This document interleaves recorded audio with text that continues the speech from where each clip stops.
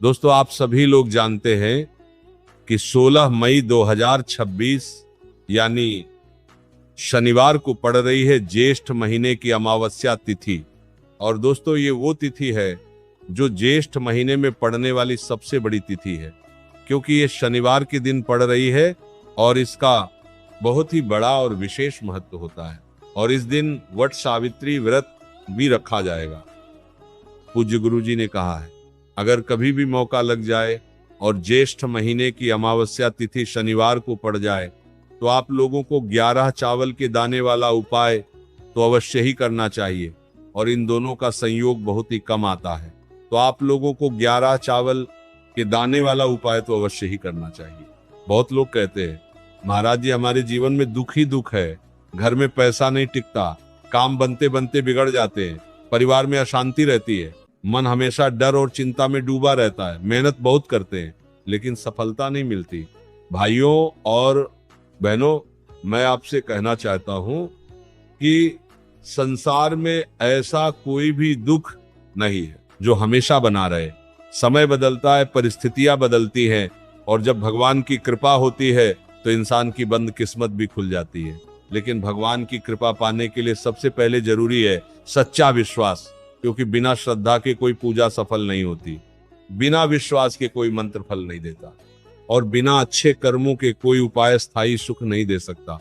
इसीलिए सबसे पहले अपने मन को साफ कीजिए, अपने अंदर से नफरत, ईर्ष्या और बुरे विचारों को निकाल दीजिए, क्योंकि जहां मन शुद्ध होता है वहीं भगवान का वास होता है। भाइयों और बहनों, आज जो उपाय मैं आपको बता रहा हूं वो बहुत छोटा और सरल दिखाई देता है, लेकिन इसे नियम और श्रद्धा के साथ किया जाए तो यह आपके जीवन में सकारात्मक ऊर्जा का संचार करने लगता है। ये उपाय है 11 चावल के दानों का उपाय। शास्त्रों में चावल को बहुत पवित्र माना गया है। चावल को अक्षत कहा जाता है, जिसका अर्थ होता है जो कभी टूटे नहीं, जो पूर्ण हो, जो शुभता और समृद्धि का प्रतीक हो। इसलिए पूजा पाठ में चावल का विशेष महत्व बताया गया है। जब कोई व्यक्ति भगवान को चावल अर्पित करता है तो वह केवल अन्न नहीं चढ़ाता, बल्कि अपने विश्वास, अपनी भावनाएं और अपनी मनोकामना भगवान के चरणों में समर्पित करता है। भाइयों और बहनों, इस उपाय को आपको सुबह के समय करना है। कोशिश कीजिए कि सूर्योदय से पहले उठे, क्योंकि ब्रह्म मुहूर्त का समय सबसे पवित्र माना गया है। उस समय वातावरण में सकारात्मक ऊर्जा अधिक होती है। सबसे पहले उठकर स्नान कीजिए, साफ और पवित्र वस्त्र पहनिए, उसके बाद अपने घर के मंदिर में जाइए। यदि घर में मंदिर नहीं है तो भगवान की तस्वीर के सामने बैठ जाइए, फिर एक दीपक जलाइए। यदि संभव हो तो घी का दीपक जलाइए, क्योंकि घी का दीपक सकारात्मक ऊर्जा को बढ़ाने वाला माना जाता है। अगर घी उपलब्ध न हो तो तेल का दीपक भी जला सकते हैं। उसके बाद भगवान को प्रणाम कीजिए और अपने दाएं हाथ में 11 साबुत चावल के दाने लीजिए। ध्यान रखिए कि कोई भी चावल टूटा हुआ ना हो, क्योंकि टूटे हुए चावल अधूरी इच्छा और रुकावट का प्रतीक माने जाते हैं। अब अपनी आंखें बंद कीजिए, धीरे धीरे गहरी सांस लीजिए और भगवान का नाम लेना शुरू कीजिए। अपने मन को शांत कीजिए, अपने अंदर से डर, चिंता और नकारात्मक विचारों को निकाल दीजिए। फिर पूरी श्रद्धा के साथ अपनी मनोकामना भगवान के सामने बोलिए। यदि आपके घर में धन की कमी है तो भगवान से कहिए, प्रभु मेरे घर में बरकत दीजिए। यदि व्यापार में नुकसान हो रहा है तो सफलता की प्रार्थना कीजिए।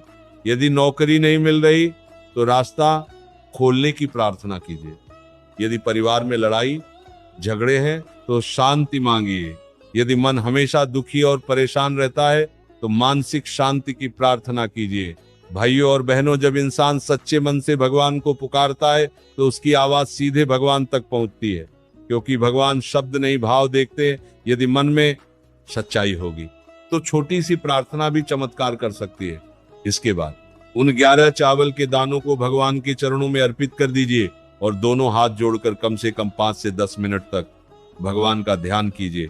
ऐसा करते समय अपने मन में यह विश्वास रखिए कि भगवान आपकी हर परेशानी सुन रहे हैं और धीरे धीरे आपके जीवन के बंद रास्ते खुल रहे हैं। भाइयों और बहनों, ये उपाय केवल धन प्राप्ति का उपाय नहीं है, ये आपके मन को सकारात्मक बनाने का उपाय है।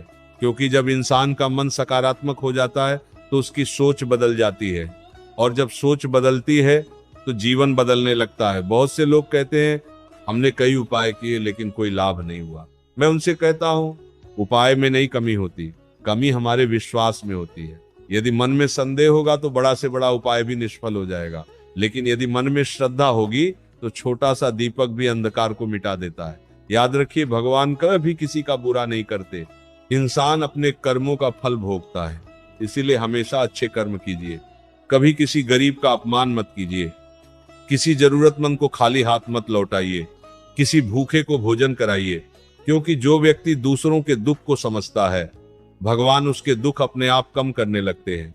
जिस घर में माता पिता का सम्मान होता है उस घर में लक्ष्मी का वास होता है। जिस घर में सुबह शाम भगवान का नाम लिया जाता है वहां नकारात्मक शक्तियां टिक नहीं पाती। जिस घर में झूठ, छल, कपट और अपमान होता है वहां धीरे धीरे सुख और शांति समाप्त होने लगती है। इसलिए हमेशा मधुर वाणी बोलिए, दूसरों का सम्मान कीजिए और अपने अंदर दया का भाव रखिए।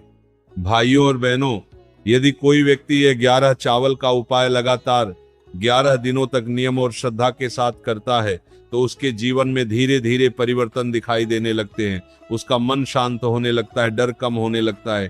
ठीक है, और आप यह उपाय जरूर करना, और वीडियो अच्छी लगी हो तो शेयर कर देना। धन्यवाद। राधे राधे।